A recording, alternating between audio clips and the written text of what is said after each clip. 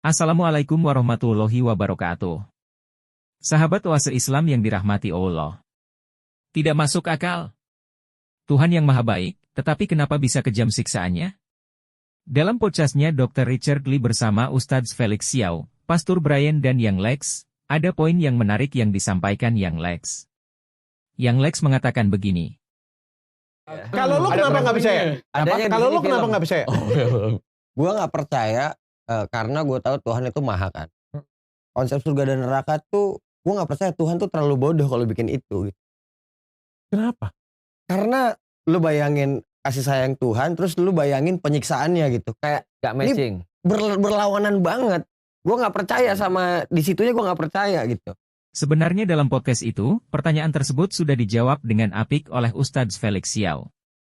Namun, untuk menambah hasanah atau literatur pemahaman yang lebih komprehensif, di kesempatan kali ini kami akan sampaikan jawaban dari Dr. Zakir Naik yang sederhana, dan semoga mudah dipahami baik oleh Yang Lex maupun untuk umat Islam sendiri, sehingga semakin kuat imannya. Tuhan yang Maha Kasih Sayang, kenapa bisa menyiksa hambanya sendiri? Jawabannya begini, justru inilah bukti keadilan Tuhan.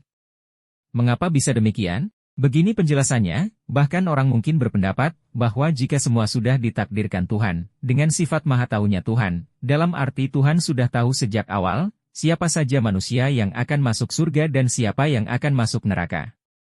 Maka, kenapa Tuhan tidak menolong orang yang nantinya akan masuk neraka untuk diselamatkan dengan sifat maha kasih sayangnya?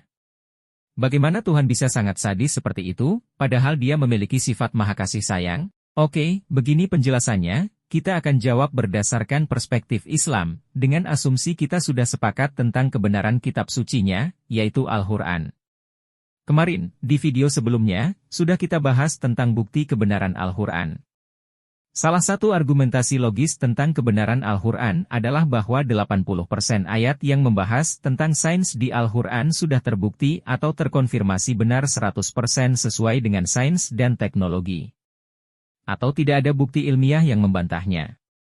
Oleh karena itu, Dr. Zakir Naik mengambil keyakinan logis bahwa yang 20-nya juga pasti akan benar. Kembali kepada pertanyaan, bagaimana bisa Tuhan yang Maha Kasih bisa menyiksa hambanya? Jawabannya adalah bukan Tuhan yang sadis, tetapi manusialah yang bodoh. Kenapa bodoh? Karena merekalah yang memilih untuk diciptakan sebagai manusia. Allah berfirman di dalam surah Al-A'raf ayat 172, artinya, dan, ingatlah, ketika Tuhanmu mengeluarkan keturunan anak-anak Adam dari sulbi mereka dan Allah mengambil kesaksian terhadap jiwa mereka, seraya berfirman, bukankah aku ini Tuhanmu?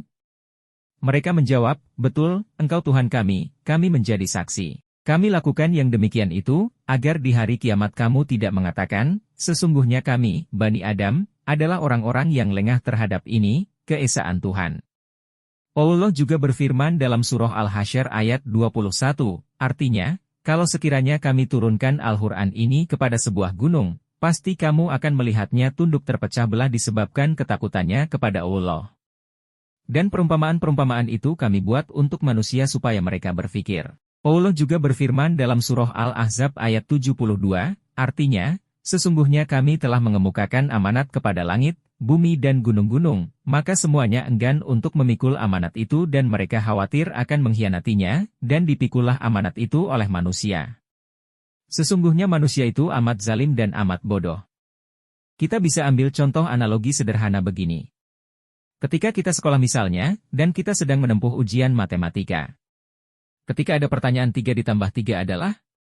Kemudian ada siswa menjawab 5. Apakah gurunya akan memberitahu kepada siswa tersebut bahwa jawabannya adalah 6, di saat ujian sedang berlangsung? Tentu tidak. Mengapa? Karena itu akan tidak adil bagi siswa yang lain yang tidak diberitahu jawabannya, atau siswa lain yang sudah belajar dan bisa menjawab dengan benar. Kembali kepada bahasan awal. Jadi, inilah justru keadilan Allah kepada hambanya. Di dunia ini Allah sudah memberikan petunjuk dan pelajaran, bahwa yang taat kepadanya akan masuk surga dan yang tidak taat akan masuk neraka. Inilah free will atau kebebasan berkehendak. Manusialah yang memilih dia akan masuk surga atau masuk neraka. Bukan salah Allah ketika dia masuk neraka, tetapi salah manusianya sendiri. Jika dikatakan lagi, bahwa bagaimana mungkin Allah yang sudah tahu sejak awal, Ada manusia yang akan memilih jalan yang salah dan akan masuk neraka, tidak Allah selamatkan mereka. Sekali lagi jawabannya adalah manusialah yang bodoh memilih menjadi manusia yang memiliki kehendak bebas yang sangat mungkin mereka akan salah menentukan pilihan dan akhirnya masuk neraka. Akan tidak adil jika di akhirat kelak semua orang akan Allah masukkan ke dalam surga, baik mereka yang di dunia melakukan amal kebaikan maupun mereka yang melakukan dosa dan kemaksiatan. Tentu secara logis hal itu tidak adil. Mungkin ada yang akan mengatakan, kalau begitu mengapa Allah tidak beritahu manusia yang sedang melakukan dosa ketika di dunia, sehingga mereka bisa memperbaiki diri dan akhirnya mereka bisa masuk surga. Maka ini juga tidak fair, kenapa? Karena kita di dunia ini, sedang menempuh ujian dari Allah. Kalau diberitahu jawabannya sekarang, lalu di mana ujiannya? Sama halnya, seperti yang telah kita sebutkan di atas, bahwa ketika di kelas sedang ujian dan guru memberitahukan jawabannya, maka di mana ujiannya? Demikian semoga bermanfaat. Wallahu a'lam bishawab. Jika dirasa video ini bermanfaat, silakan bagikan kepada teman kalian. Jangan lupa subscribe, share, like dan komen.